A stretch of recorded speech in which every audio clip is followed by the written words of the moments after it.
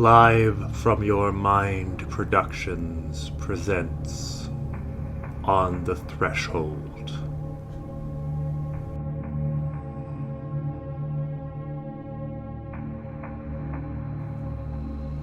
Episode 1: Cost of Delivery.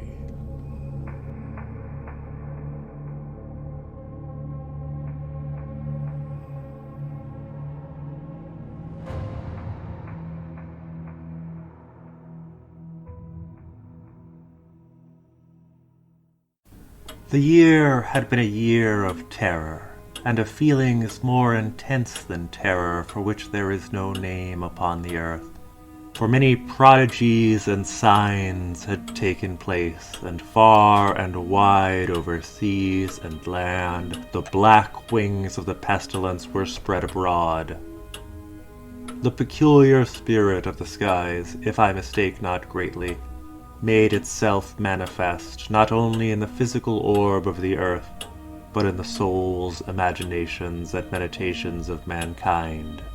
Black draperies likewise in the gloomy room shut out from our view the moon, the lurid stars, and the peopleless streets. But the boding and the memory of evil, they would not be so excluded. There are things around us and about of which I can render no distinct account.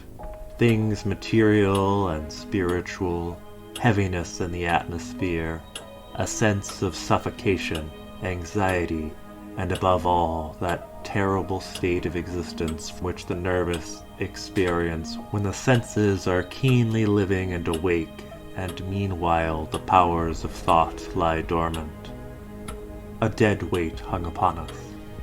It hung upon our limbs, upon the household furniture, upon the goblets from which we drank, and all things were depressed and borne down thereby.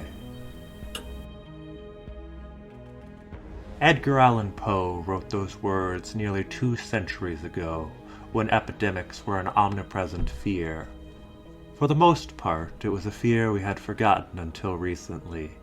Pandemics were the stuff of zombie fiction, preppers, and alarmist news pundits, whose warnings seemed more and more laughable as each new super plague they warned us of was contained within weeks, or perhaps was comfortably distant. The suffering and death was confined to another continent. But now, we are the confined ones.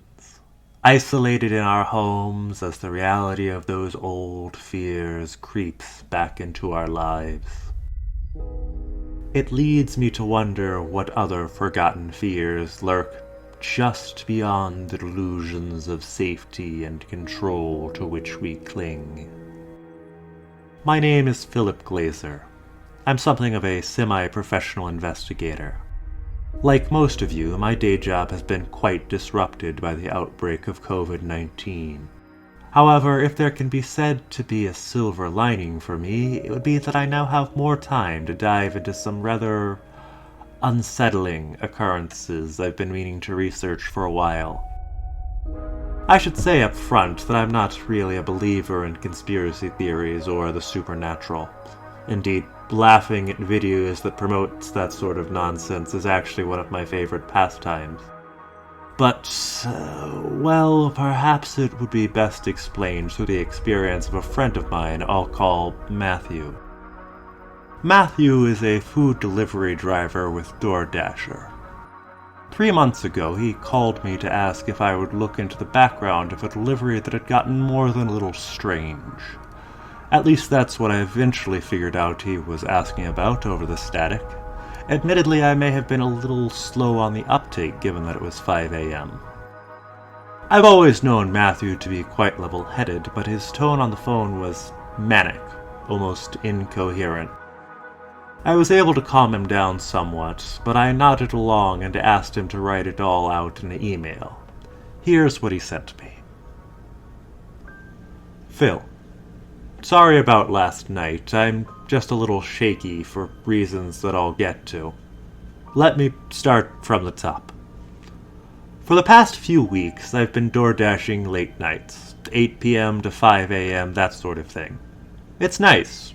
There's basically no traffic, no other customers at the restaurants, I can get in and out quickly, and quite frankly, most of the people ordering at that hour are desperate, high, or drunk enough that they give good tips.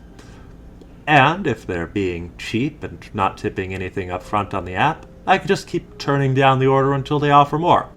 It's not like there are any other drivers that they could turn to instead at that time of night. The biggest issue is trying to see the address number on the mailboxes or buildings in the dark. And yeah, I suppose it can be pretty lonely. I rarely see more than one human being at a time, and even then they barely register me as anything other than a holder for their food. At least I've been getting through some good audiobooks, though after this I'll probably have to stop listening to Clive Barker and the like, if I ever DoorDash at night again. Anyway, 3 nights ago things had been going really slowly. I was sitting in an empty parking lot outside a Chipotle when I received an order for a house that was way out in the sticks. I might not have taken it, but I realized that the money on offer ended at something like 34 cents.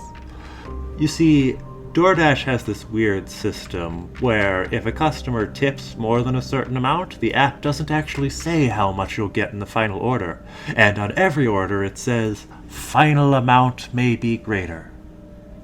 I guess it's intended to prey on drivers with gambling issues, get them to think that every $3 order might actually be worth $20 or something. But if you pay attention, you can generally spot the orders that are really worth more because they end in random amounts instead of round dollars or 50 cents. As I said, I hadn't been getting many deliveries, so I decided to take the order for this Ann F. customer. It was a little restaurant I'd never been to or even heard of called Tom's. Not Tom's Diner or Tom's Place or anything like that, just Tom's. And when I got there 10 minutes later, the exterior looked just as bland as the name. A tiny little shop in a strip mall wedged between an insurance office and a dollar store. But the interior was lit only by the lights from the deserted parking lot out front. I don't know if they just leave the lights off when there aren't any dine-in customers, or if they're always like that. But I had to use my phone's flashlight so I wouldn't trip over as I ventured in. "DoorDash for Ann F?" I called into the darkness. I jumped when a growl from the back told me, "Sit down, I'm getting it." I navigated with my phone's light to a hard plastic booth. I swiped on my app to tell it that I had arrived at the restaurant.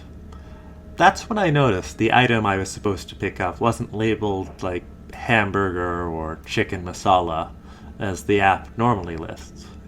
Instead, it was just a letter followed by some numbers, like H38.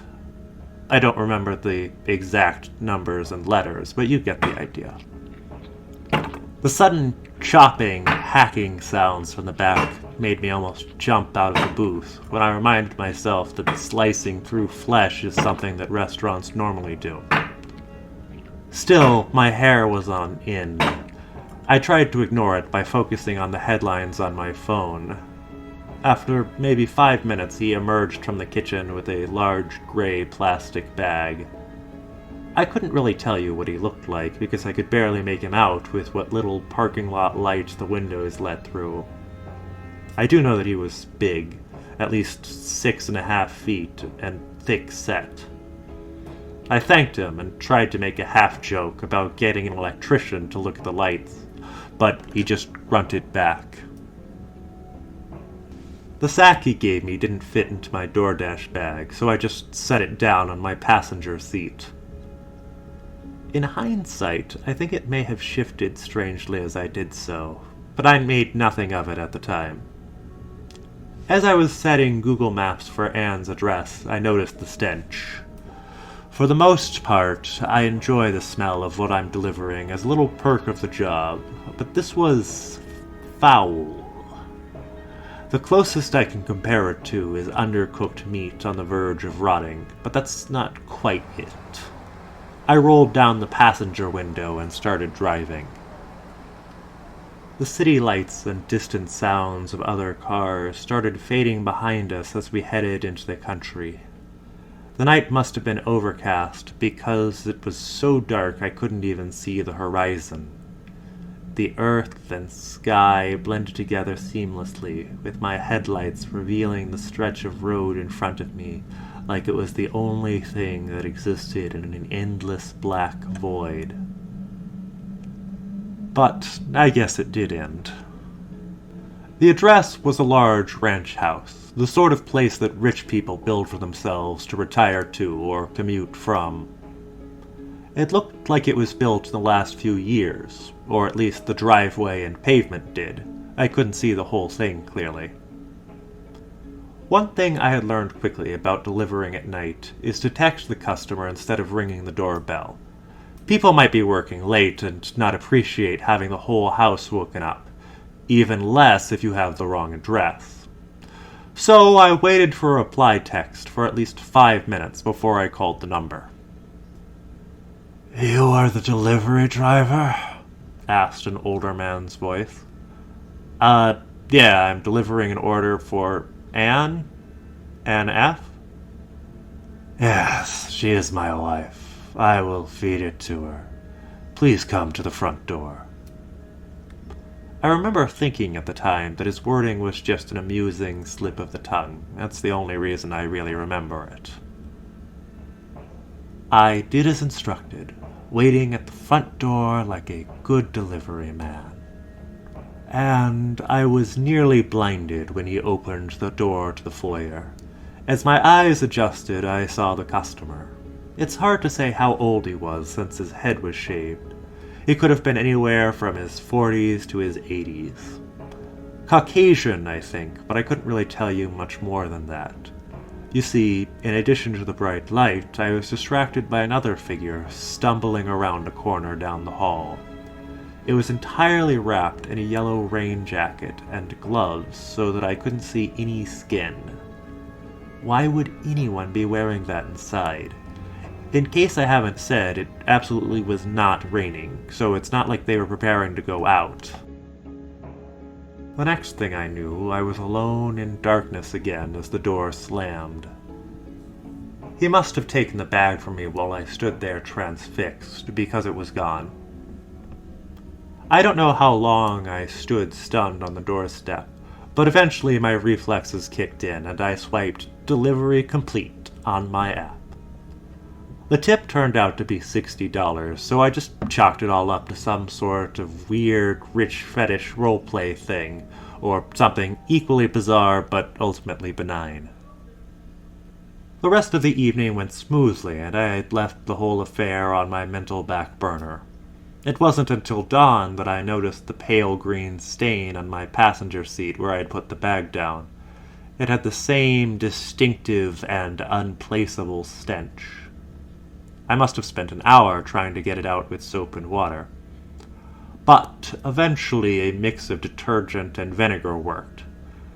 That damn spot was persistent. I thought I was done with the whole thing, and honestly, in the safety and confidence of the day's sunlight, I just counted myself lucky for what I'd considered a nice one-off payout, regardless of the strangeness surrounding it. But then, 3 nights later, at around 11:30, I got another delivery job for Anne F. to pick up an order from Tom's. When you work the graveyard shift like I do, it's not unusual to get repeat customers. Some people just have weird schedules, and when you're the only driver, they're going to be getting food from you. Yes, I had been more than a little unsettled by the creepiness from the first time, but I'd be lying if I told you that I wasn't at least a little thrilled by the thought of this obscenely well-tipping guy becoming a regular. I mean, who was I to judge? But when I returned once again to that desolate parking lot, the chill of memory ran down my spine. That night wasn't as overcast as the first one, so I had some moonlight to add to the glare of the street lamps. But instead of better illuminating the unlit interior of the restaurant, it only seemed to render the darkness more sharply. As I stared into that blackness of the open restaurant door, I hesitated on the threshold, before just shouting, "Delivery for Anne? I'll be outside." I'd never done that at a restaurant before, but then this wasn't exactly a typical restaurant. I took a deep breath and sat on the cold curb, swiping on the app that I had arrived. Once again, the food I was supposed to deliver was just listed as a letter and some numbers. I found myself just sort of staring at the empty parking lot. It was then that I realized that it really was an empty parking lot. My car was the only one in it. Where was the chef's car? The knock on the window cut my thoughts short. Just inside the door was a large, lumpy gray plastic bag. It had a similar stench as the first one, but with an added metallic odor. I remembered the stain from last time, so I put my DoorDash bag and some spare napkins on the seat underneath it before I set it down. Looking back, I think that's the first time I might have seen the bag twitch. At the time I didn't register it, and maybe it's just my memory or the limited light playing tricks on me, filling in gaps based on what I saw after that. Or maybe it had happened with the first delivery, but I just hadn't seen it as clearly because there had been even less light. Regardless, as I drove out of the city again, I swear I kept seeing movement close beside me in my peripheral vision. Something writhing. But there was nothing beside me except that gray bag and the blackness outside. And still that writhing continued. Even so, I might never have thought it was the bag if not for what happened afterwards. I pulled up to the ranch house to find light flooding out onto the porch from the open doorway. A silhouette stood on the threshold. As I parked, I realized that the figure was entirely enshrouded in that yellow raincoat. I got out of the car, asking, "Anne, I take it?" I tried to keep my tone light and upbeat to conceal my growing unease. I'm not sure how to describe what I heard in reply. It was like a strangled exhale or a suppressed growl that set all of my hairs on end, and it was drawing closer. What happened next almost makes it seem like I was two separate people. Customer service friendly DoorDasher me was controlling my actions on autopilot as I calmly walked over to the passenger side door to retrieve the bag for the customer. Meanwhile, the sane part of me was internally screaming obscenities as the DoorDasher turned my back on the figure behind me to pick it up. It was only when I saw the bag in the full light from the open foyer that I truly and undeniably watched it not just twitch. It pulsed, a twisted, pained convulsion, faster and faster, like a heart in mortal terror. At that sight, the DoorDasher short-circuited and my sanity regained the upper hand. My scream was cut short as I was thrown to the ground. I must have been tossed aside by the thing in the raincoat, because when I looked up I saw it hunched over the car seat, ripping into the sack and what was inside. I could hear it devouring the contents like a starving animal. Then I heard shouting from inside the house, and the thing froze and turned its head back around. Its hood fell as it stared at the doorway. I don't think I will ever forget that face, or at least what must have once been a human face. But now it was almost entirely covered in tumorous growths, distorting everything into unrecognizability.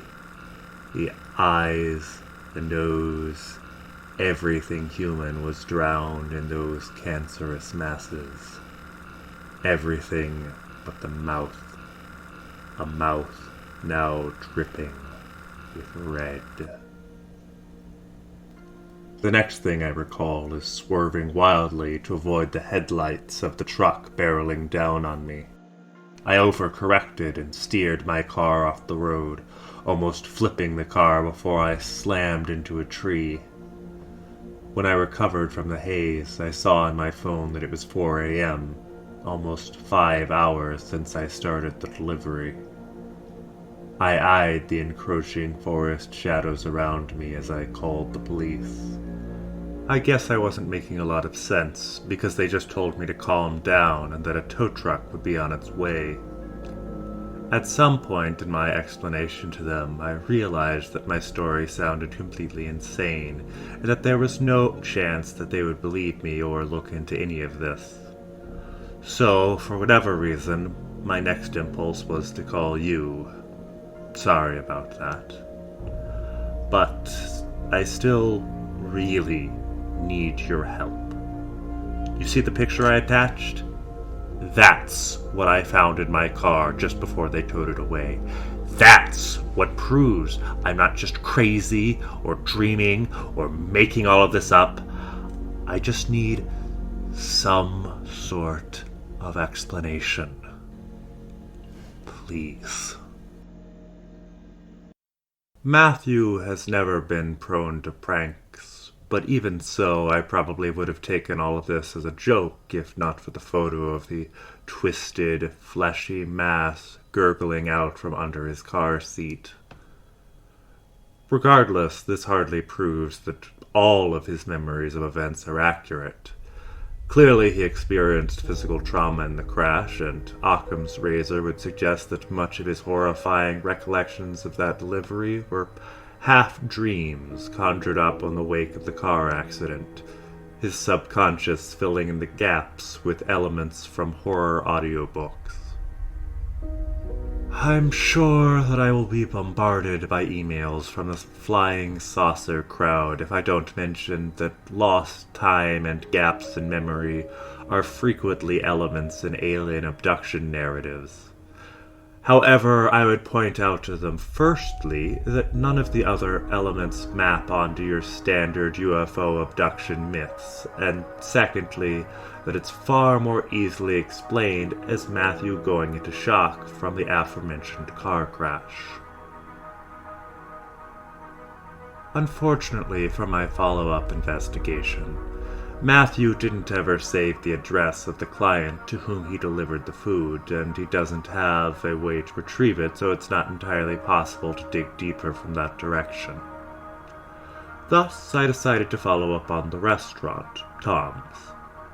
I should note that Matthew and I live in different states well over 100 miles apart, and I had a full work week at the time, so I wasn't able to just pop over and investigate in person. Nor am I really inclined to do so now, given that the plague is about, but I was able to do some digging online into their public records. It turns out that the registered owner of Tom's is a holding company with a rather bizarre name, Nine Hands. Nine Hands doesn't seem to have any online presence. No news stories, press releases, let alone a company website, and I can't seem to find where it's registered as a legal entity. The only other solid thing that I've been able to determine about them was that it owns at least one other company besides Tom's in the state. A medical waste disposal company called Waste Not. If any of our listeners happen to have solid information about Nine Hands, or perhaps have mundane investigations for which you would like to offer a commission, please feel free to email me at the address in the show notes. Stay safe out there.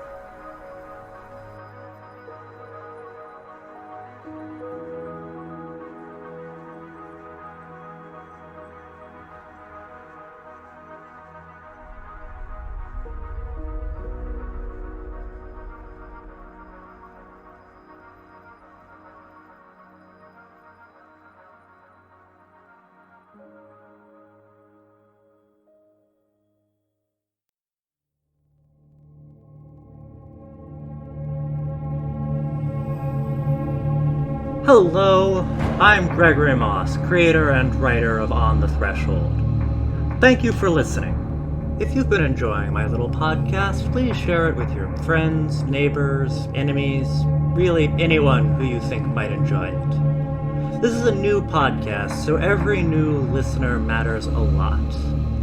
Our community may be small now, but with your help, together we shall grow and grow as one organism, our being expanding until the whole of humanity hears and speaks with one voice, thronging in an inseparable union of minds and souls that shall echo through eternity. And if any mind can still be called your own, you will know that you made all of this possible.